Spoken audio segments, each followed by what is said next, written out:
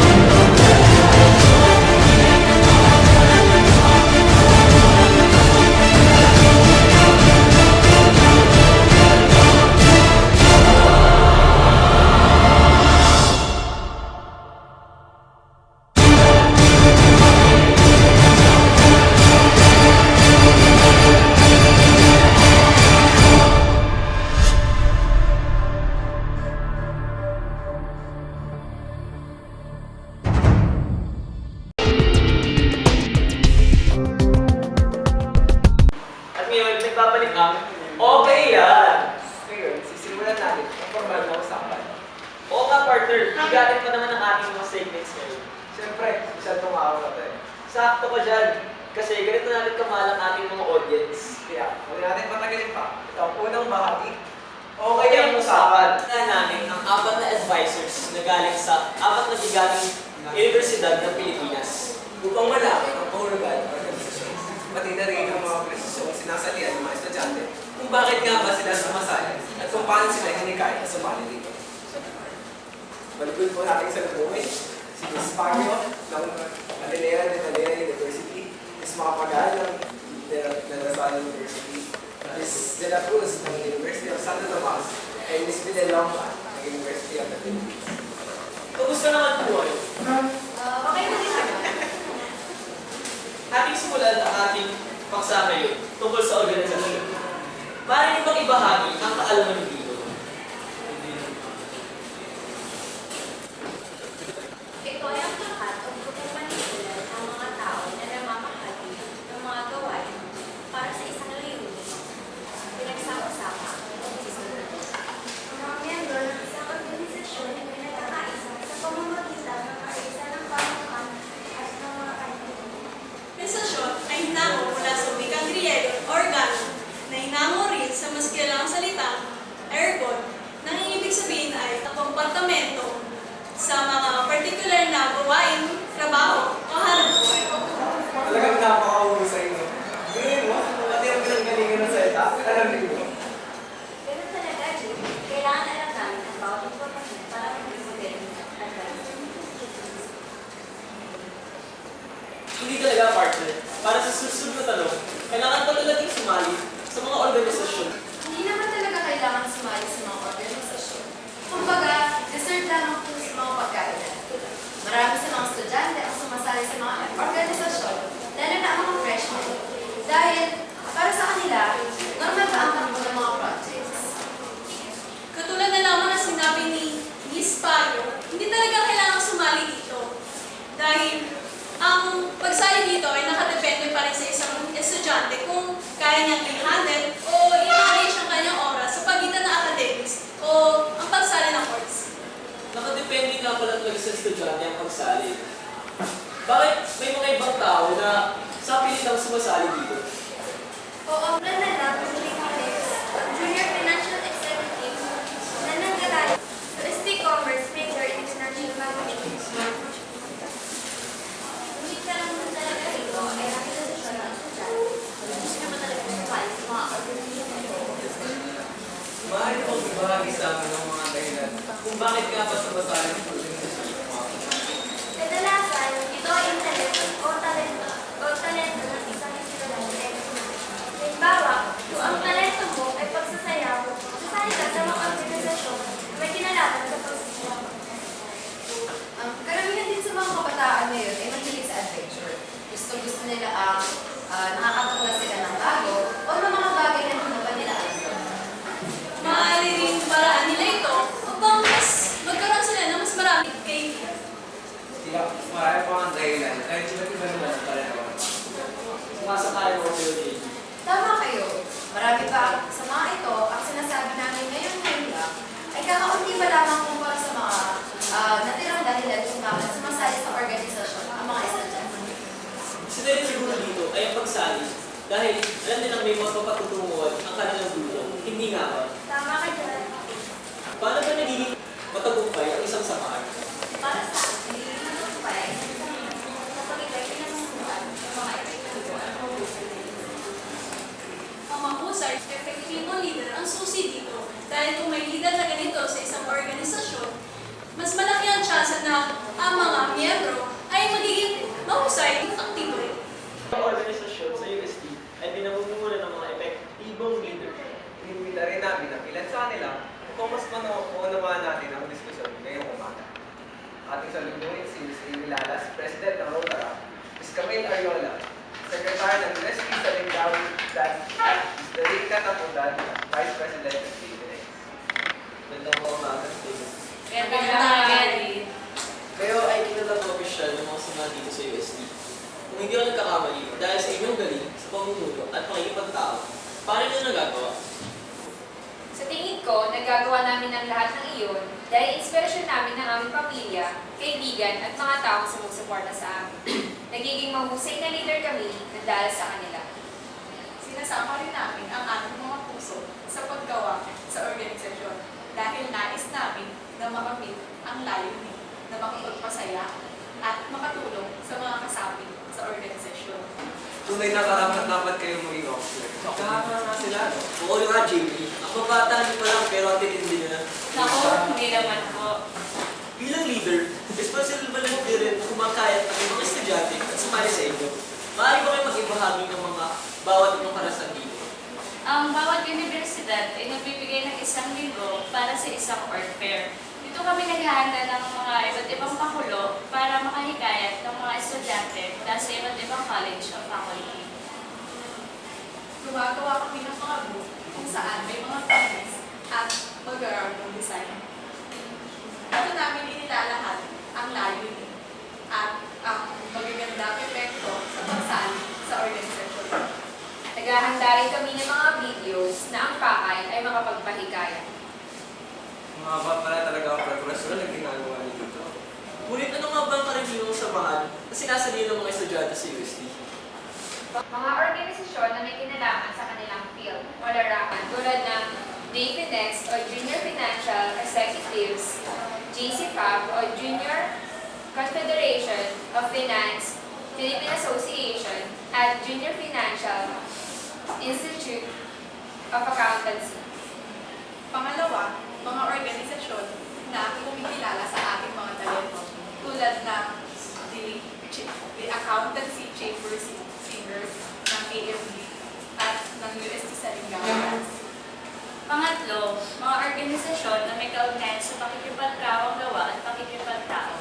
Isa na rito ang UST UNICEF at Rotaract Club na naglalayong pagsilbihan ang ating kapwa sa pamamagitan ng leadership training at community service para sa mga kabataang interesado nito. Dami talaga ng mga organisasyon dito sa UST. Oo, maraming pagpilian ng mga estudyante na nais sumali. Eh kayo, lumawak na ba ang inyong kaalaman tungkol dito? Kung ngayon pa lang, eh marami na kayo natutunan. Pues, manda kayo sa mga susunod pang segments. Dahil doon, marami kayong matutunan. Maraming salamat sa ating mga bisita na dumalo ngayon. Namin pinapasalamatan ang inyong mga impormasyon na ihabig.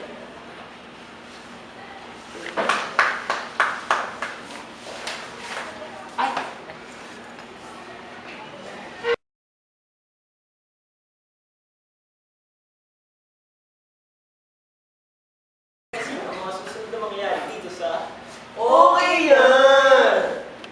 April 18, 2009. June 27, 2011. November 21, 2010. June 5, 2010. August 12, 2010. September 12, 1984. March 20, 1999. Alvin Abansado Stare, 42 years old, teacher. Ang pagtulong sa kapwa ay gawaing marangal. Bilang isang Red Cross worker, ito ay aking ipagpapatuloy. Rosalie Gonzalez, 42 years old, businesswoman. Nag-volunteer ako sa Red Cross upang mapalawak ang aking kaalaman, lalong-lalo na sa pagtulong sa aking kapwa. Aljan Adolfo, 18 years old, college student. Ang nanay ko ay isang member ng Red Cross, kaya ako naisipang sumali dito. Ito ay isang magandang paraan upang makatulong ako sa aking komunidad. Mirna Jimenez, 50 years old, store owner. Nag-volunteer ako sa Red Cross dahil gusto kong tumulong at ma-share yung knowledge ko sa iba. Napakasarap tumulong kahit walang kapalit. Ang araw ng pagbabolunteer mo sa Red Cross ay ang araw ng iyong pagbabago sa iyong kamalayan at kalooban. Kusang loob, malasakit, kapwa-tao at dignidad ang iyong hinahandog sa pagpawi sa kahirapan ng mga pinakasalat sa kakayahan. Ang Red Cross volunteer ay priceless, walang sinisingil sa pagmamalasakit at pagbalik ng dignidad sa kapwa. Sali na, Red Cross 143.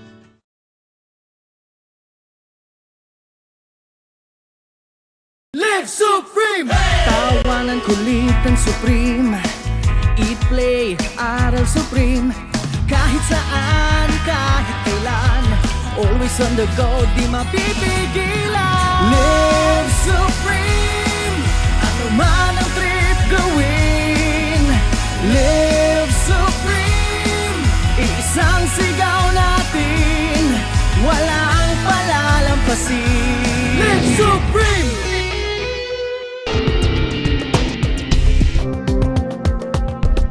Ito na ang segment kung saan lahat ng opinyon ay papakinggan. Talino'y magtatagisan. Ito ang Okay Yan o Di Okay. Nag-imbita tayo ng mga iba't ibang estudyante sa iba't ibang universidad para maghayag ng mga impormasyon kung dapat ba sumali sa isang organisasyon o hindi dapat. Hinati natin sila sa dalawang panig. Ang una ay ang panig ng okay kung saan mahalaga sa nila ang pagsali sa organisasyon. Ang pangalawa naman ay ang di okay kung saan para sa kanila ay hindi mahalaga ang pagsali sa organisasyon. At ngayon, ipapakilala namin ang nasa panig ng okay. Ms. Revanillo, Ms. Ong, Sir Ang, Ms. Del Campo, at sa huli, si Ms. Reyes. Habang sa di okay na panig naman, Ms. Basilio, Mr. Samonte, Mr. Clausa, Ms. Malatay, at si Mr. Ibanez. Umpisahan na natin sa panig ng okay. Ang mag-umpisa ng debate ay si Ms. Revanillo. Unang-una, mahalaga na pagsali ng organisasyon para sa akin sapagkat naahas ang abilidad, talento at kasanayan na aking tinataglan. Ito ay isa sa paraan ng pakikipagsalamuha ng mga tao sa kanilang mga interes. Natututo kayo sa isa't isa, sabay-sabay kayo umuunlad, umuusbong, lumalago, at gumagaling sa inyong mga larangan. Hindi lamang puro libro ang inaatupag, kundi nagagawa mo rin ang nais mong gawin sa buhay. Kaya, okay yan! Napakaganda today ang inyong iniwari, Ms. Lourdes. Ngayon naman, pakinggan natin ang panig ng Di Okay. Para sa akin, hindi na kailangan pang sumali sa isang organisasyon. Dahil, para sa aming full load ang schedule, napaka-komplikado pa kung dadagdagan pa ang kailangan namin gawin. Hahatiin pa namin ang oras namin para sa pag-aaral at sa iba pang bagay. At isa pa, kaya tayo nag-aral sa kolehiyo ay upang mahasa natin ang ating mga larangan na nais natin kunin sa hinaharap. Kaya kami, Di Okay. Ayun naman, ang sagot ng panig okay. Magagamit mo rin naman sa hinaharap ng pagsali mo sa isang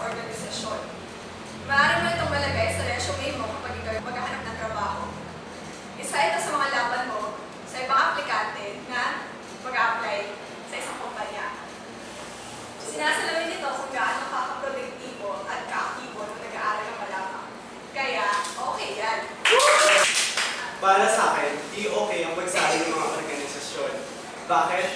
Dahil sa mga oras sana at mga panahon na natutulog or nagpapahinga ang isang estudyante, ay namroblema at na-stress pa ito sa mga gawaing extracurricular. Pati pagtulong sa mga gawaing bahay ay hindi na rin naaasikaso dahil sa mga karagdagang pananagutan at obligasyon tulad ng mga organisasyon. Pag nakagraduate at nakapagtrabaho lang ang isang estudyante ay mawawalan na siya ng panahon sa kanyang pamilya. Pati ba naman habang estudyante pa lang siya, wala na siyang oras sa kanyang tahanan. Kaya, hindi okay. Time management.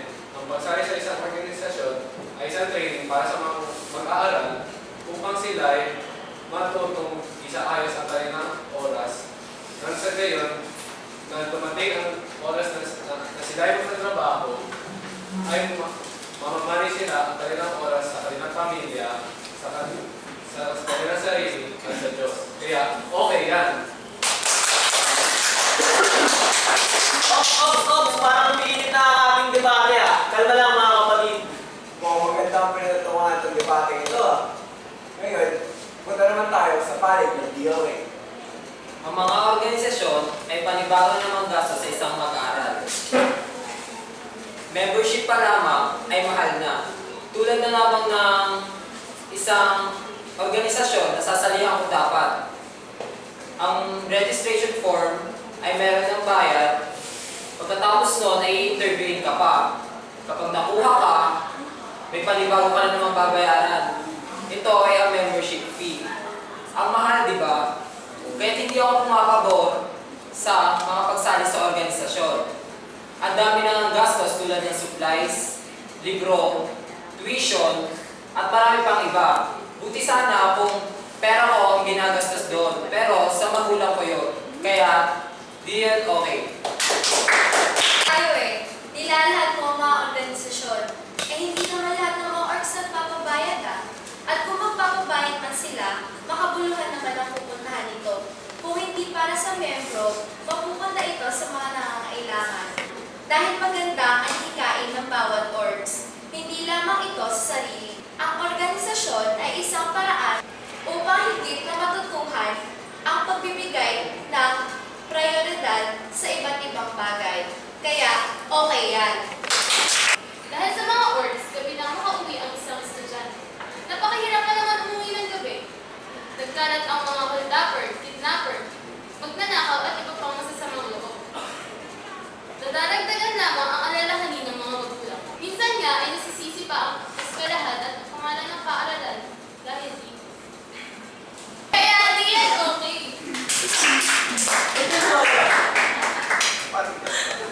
Ang isang organisasyon ay pamilya na.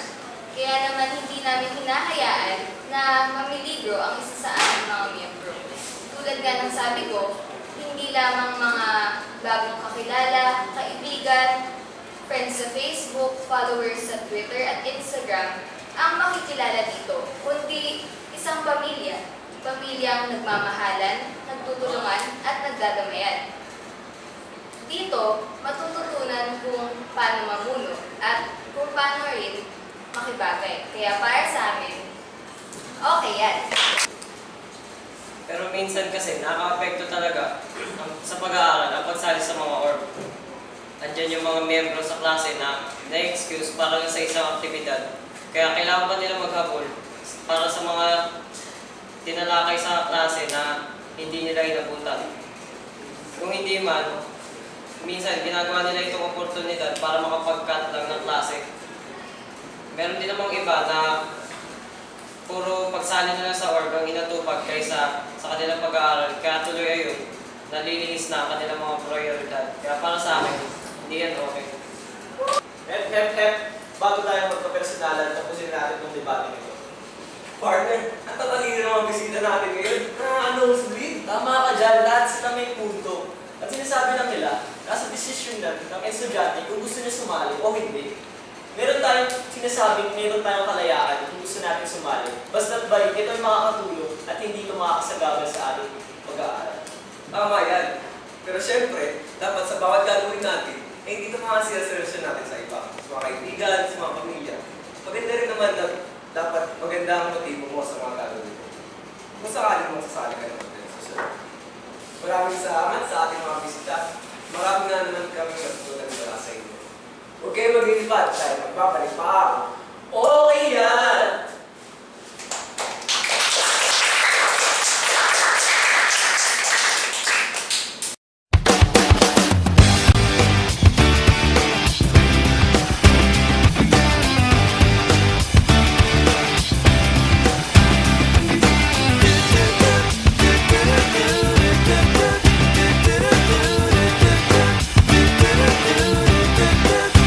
I'm packed and I'm holding, I'm smiling, she living, she golden, she lives for me. Says she lives for me, ovation, who want motivation. She comes round and she goes down on me.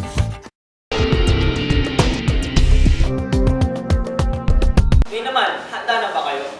Ako handa na. Isa to sa pinakahintay ko. Ang laro natin. Larong okay na okay. Kakaiba at bigatin ang mga kalong natin ngayon. Kasali sila sa mga bigating 4 na schools na nasa Pilipinas. Tama ka dyan. Siguradong okay na okay nga dyan. Halika't pakilala natin ang ating mga kalahok at ibahagi natin ang mechanics ng ating laro. Ang ating unang kalahok, nanggaling pa sa Universidad ng Pilipinas, si Carmina Deray. Anong masasabi mo sa iyong mga kalahok? Aba, ay narito ako ngayon upang may pakita sa lahat ng manonood na hindi pa patalo ang mga eskolar ng bayan. Wow, magaling! Ang ating susunod na kalahok, nanggaling pa sa Katipunan, si Erwin Gallo. Ano ang mensahe mo para sa mga kalaro mo? First of all, I would like to thank you, sir, for inviting me to the show. And I would like to wish them good luck and may the rest of the test of you. One big boy! Ang ating susunod na kalahok, nanggaling pa sa Taft Avenue, Miss Cami Yang from De La Salle University. Woo!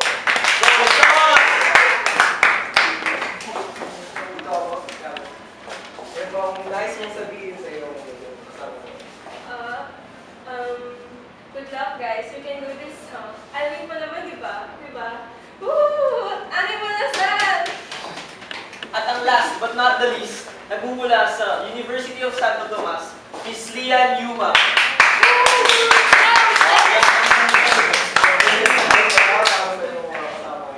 Good luck sa inyo. Pananalo ko dito para sa Mister. Woo! Go, Mister! Mga kalaro, pinasa po tayo dito. At sabihin na ni Earl ang mga mechanics na ating laro. Ayan, at napakilala na kayo. Sa ating mga kalong, good luck sa inyo. At para sa ating mga mechanics ng laro, na okay, yung mga logo na nandoon ng inyong mga universidad sa board at 4 nyo lang gawin ay hanapin ang mga logo na ito. Simpleng-simple lang, di ba? Okay na ba kayo? Okay na okay! Parang hindi! Okay na okay! Sa ating bilang, 1, 2, 3.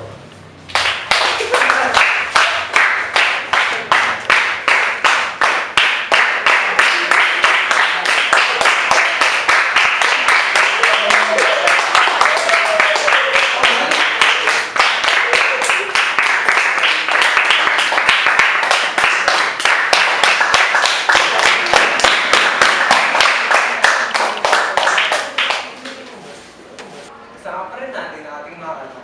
Bibigyan din na tayo ng overview sa mga organisasyon na pinuha nila sa university. At wadahan natin ito si Miss Camilla. First of all, we have documentation team. It's an organization that is responsible for the kaayusan of the documents of different organizations for important meetings. Next, we have mathematics cycle. This organization is for those students who love math. And lastly, we also have PSOC, this, or also known as Physics Society. This organization is for those who love physics. That's all. You're probably right, Miss Camilla. Kayo the organizations can trigger ng mga sa Talasao. At nakaimis mo pa ang aking partner, Miss Cami. Ngayon, simulan na natin sa USD, Miss Luna. Ang QST Contact, ito ay isang proyekto ng Education Technology Center ng UST.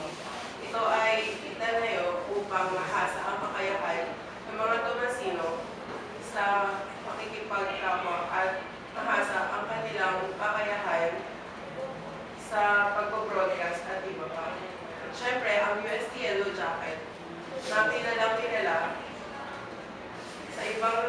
sa ibang paaralan o kaya universidad at sila din ang opisyal na pep squad ng UST. Napakasaya talaga sumali sa organisasyon. Salamat sa pagbubulitan ng inyong napayawari. Ang ating Panginoon si Miss Carmina from UP Diliman. Organisasyong Activity ang Philippine Diliman. Ito ay kilala rin bilang PULEC. Ito ang opisyal na pahayagan ng universidad at ito ay laging updated sa mga issues sa mga campus. Ang ISEC naman, ang layunin nito ay mapaunlad ang leadership ng bawat member nito.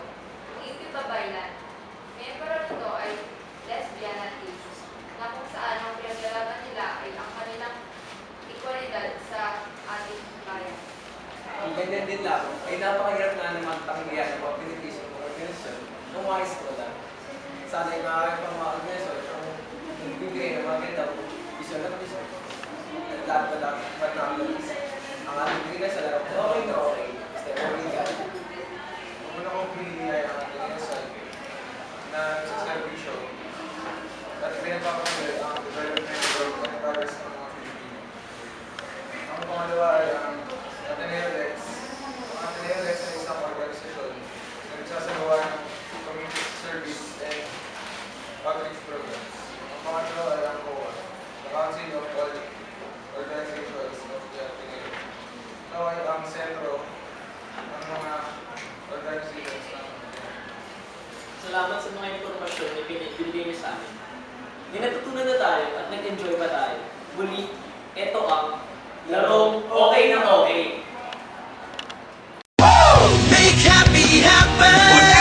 Kiefer Avena po. Para sa team, todo practice ako at all out sa game so I can make big win happen. Kaya ako nag-Enervon para meron akong energy at di sakitin so I can make happy happen.